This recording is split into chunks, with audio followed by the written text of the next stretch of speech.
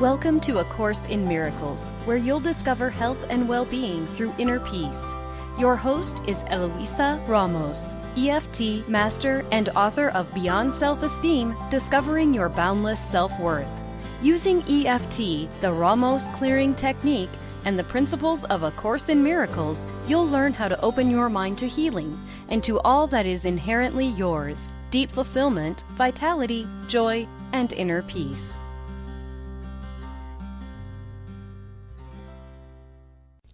Hello everyone, my name is Eloisa Ramos, and I would like to welcome you to today's program, A Course in Miracles, Why Am I in a Healing Crisis? Sometimes we have been sick for so long it can feel like we are stuck and cannot heal, or we heal from one thing only to have something else show up that needs healing. Today we want to explore these questions as they relate to what A Course in Miracles teaches and calls the final healing, in the last section of Chapter 2 of the text, titled The Meaning of the Last Judgment. Sickness and healing, for that matter, can feel to many of us as if they are something that happens to us, separate from our will, and so without our control, as if their cause was not within us. If we believe they happen independently from us, and their cause is separate from us, of course it will feel like they are autonomous and not our decision. From this perspective, we are being acted upon and would be something that simply experiences effects, such as healing and the symptoms that come with illness. We would interpret ourselves to be a body that experiences pain and suffering, and sometimes healing, which would be the release of that pain and suffering. But as a body, we would see ourselves as vulnerable and weak without definite power or control over the experiences of sickness or health. As much as somebody wants to believe modern medicine and a healthy lifestyle can ensure its health and healing, it can see there is no guarantee. There is no certainty there.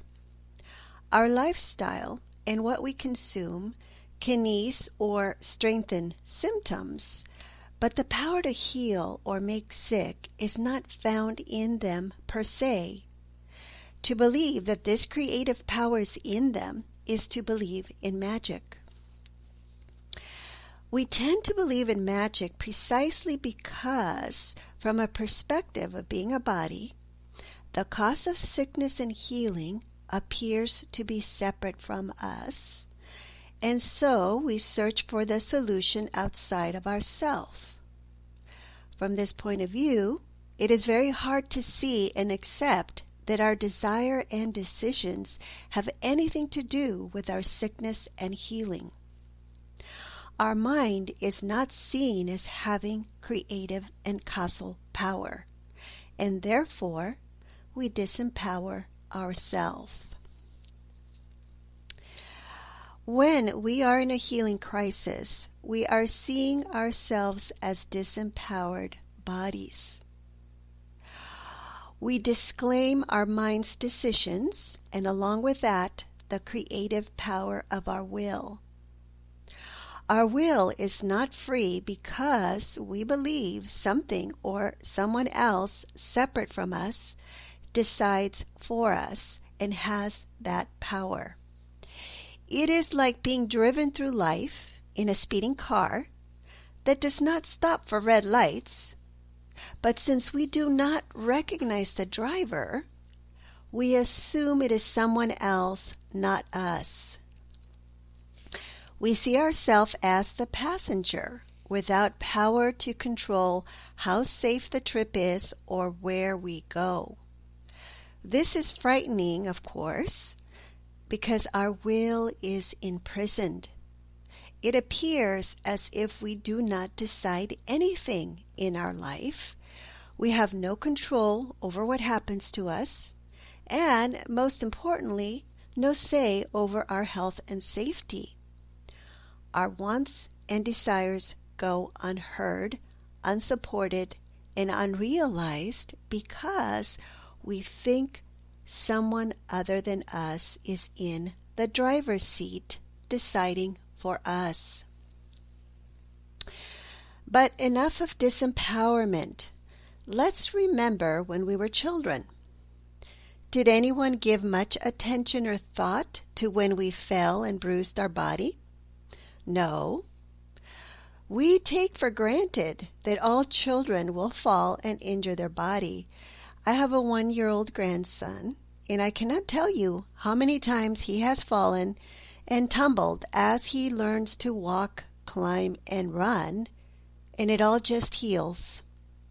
So, we don't worry much, if at all, because we take healing for granted too. But what is this power behind that healing process in the child? Where does it come from? Does it come from outside the child? We do not do much for the child when they fall. Sometimes we don't even see them get injured. So the healing power must come from within them. Could it be possible then to lose this power or not be in contact with it? Not really, unless we want to believe that something like aging can cause us to lose it. In this case, we may be confusing the place within where this healing power resides to be our internal organs or something like that. In this case, we will think the body is the source of its own healing power. But if we do this, we will not have gone deep enough beyond the physical level to the more subtle levels of mind and spirit. The creative power that heals cannot come from the body, the physical level, since it is the body's symptoms that demonstrate the effects of the lack of health. The physical level can only show us the symptoms or effects of injury and sickness. Similarly, when we see healing, the physical level is showing us the undoing of these symptoms and effects. The physical level is the level of effects and results. It cannot also be the source of this creative healing power. For otherwise, if it was, it could not show sickness, since sickness is contrary to itself as the healing power. If we want to believe that the creative healing power resides in the body, then we will have to believe the body is self-creating or life-giving to itself. This is level confusion and a belief in magic. The power that heals comes from the spiritual level, which is the level of truth, wholeness, and the source of all creation. This power gives life to everything. We can give this creative healing power a name if we choose.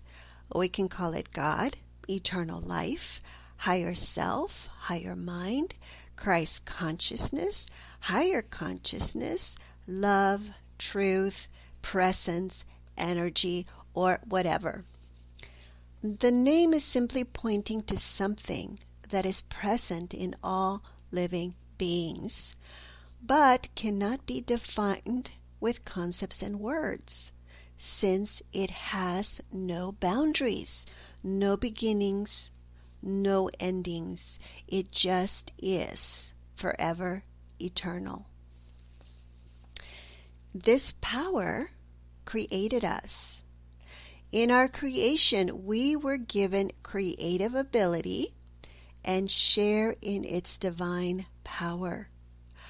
Our creative ability is expressed through our will when we exercise it in our mind through our desires and decisions. Page 34 in A Course in Miracles says, quote, "Your will to create was given you by your Creator, who was expressing the same will in His creation.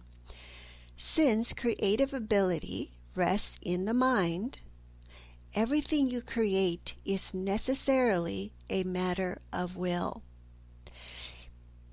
It also follows that whatever you alone make is real in your own sight, though not in the mind of God." Unquote. When we see ourselves alone, as ego bodies, self-creating, separate from others and our source of creation, we believe this separation we perceive and this separate self is real. We have made it real in our mind because we have given it value and belief. We will see our individual self as a self-created individual with a will of its own that can and does conflict with other separate wills, including the will of God. From this perspective of separation, it is very easy to believe we must have usurped the power of God to have accomplished the separation, which we think is real. And in this accomplishment, we see ourselves as guilty for having attacked God, and so fear punishment or retaliation. In this separate, alone state, which is very fearful, our mind misuses its creative power to make manifest or project experiences of disease, suffering, lack, and death. And we call these miscreations. All fearful experiences represent and are the result of our mind's willingness to be separate. This willingness comes from having given belief and value to fearful thoughts that contradict spiritual truth. We are passively choosing to believe we are not as we were created, but separate from our source. The truth is, we have never been separate from our creative source. It is precisely because we have never been separate that our mind can exercise this shared creative power to miscreate fearful experiences. Though we are misusing this creative power and making what is unreal in the mind of God real in our sight, remember it has no real effect in truth because it is not real in the mind of God. Therefore, we cannot be guilty of something that has never really happened in truth. A very important distinction is made here between what we alone make and what we create with God. One is illusion and has reality only in our individual perception or sight. The other is universally real in truth. Page 34 says, quote, The basic distinction,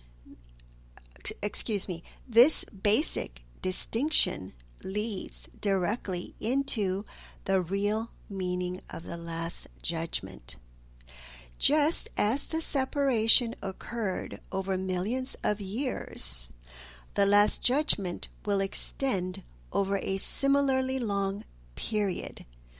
Its length can, however, be greatly shortened by miracles, the device for shortening but not abolishing time. It is essential, however, that you free yourself from fear quickly, because you must emerge from the conflict if you are to bring peace to other minds." Unquote. The final healing of the separation and our split mind is the Last Judgment. It is when our mind stops miscreating. The conflict from which we must emerge is the conflict between love and fear, or creation and miscreation. However, we cannot emerge out of it without freeing ourselves from fear. Once we feel fear, our mind is already in conflict, having given value and belief to the false idea of separation. In practical terms, this means we have chosen to hold a grievance which separates. This is lack of love. And since there are only two emotions, love and fear, if we are not choosing to feel love and forgiveness, which manifests as inner peace, health, joy, and abundance, we are choosing to feel fear, which is beneath any other emotion not expressing love, and which manifests as fearful experiences of conflict, suffering, sickness, lack, and death. The only remedy for fear or lack of love is perfect love, which is the atonement. When we accept the atonement, we forgive because we have accepted that our mind is the only causal and creative level there is. And so we release all judgment and condemnation in order to forgive, because we recognize that our fearful experience is a miscreation or misperception of our alone mind and has no reality in the mind of God. Fear tells us we have disempowered our mind and have allowed our perceived separate will to choose magic over the miracle for us. Page 33 says, quote, "One of the ways in which you can correct the magic miracle confusion is to remember that you did not create yourself.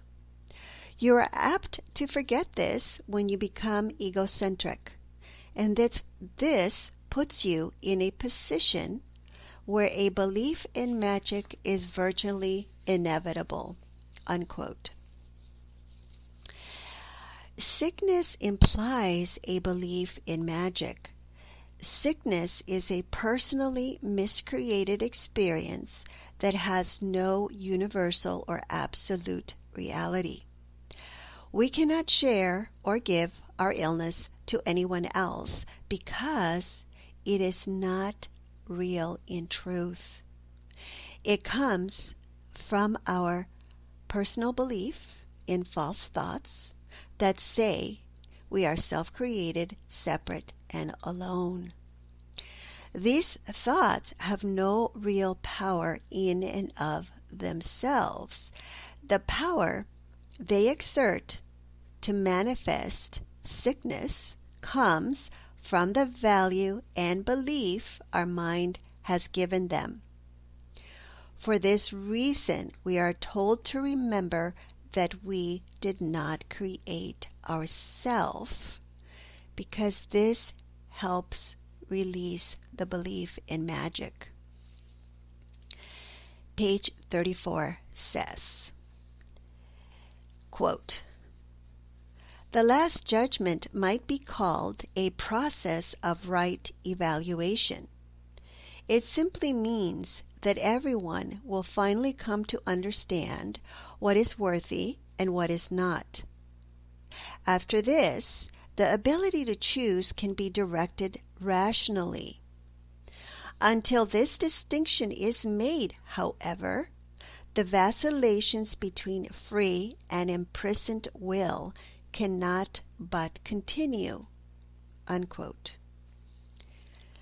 It may be hard to believe that we give value to fearful experiences of sickness, attack, lack, survival, and death, because we would never choose them if our mind was rational.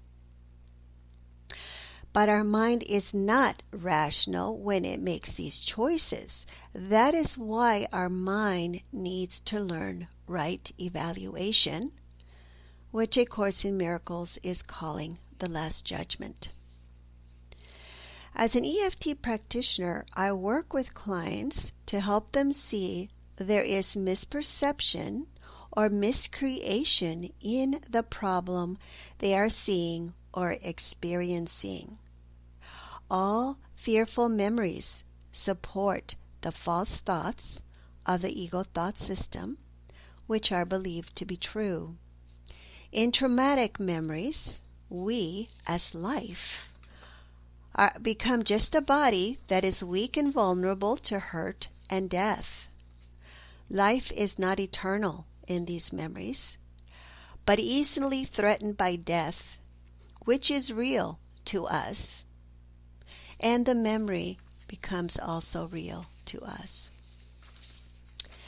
When our mind holds such fearful memories, they are there because we have evaluated the message they contain as worthy of being believed and remembered in some way. Many of us value fear because we see it as defense and protection,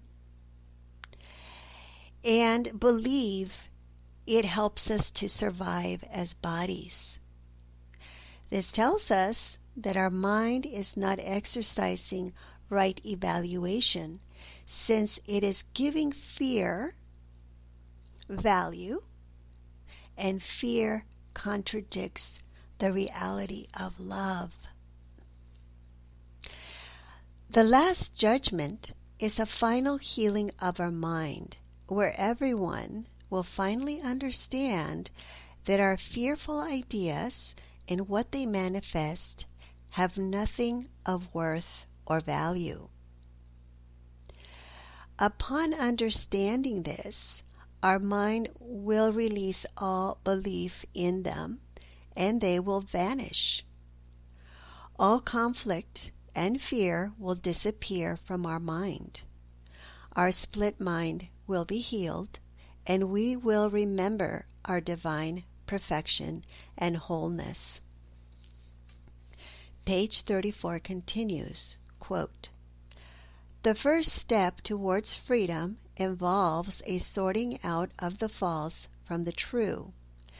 Everyone will ultimately look upon his own creations and choose to preserve only what is good, just as God himself looked upon what he had created and knew that it was good.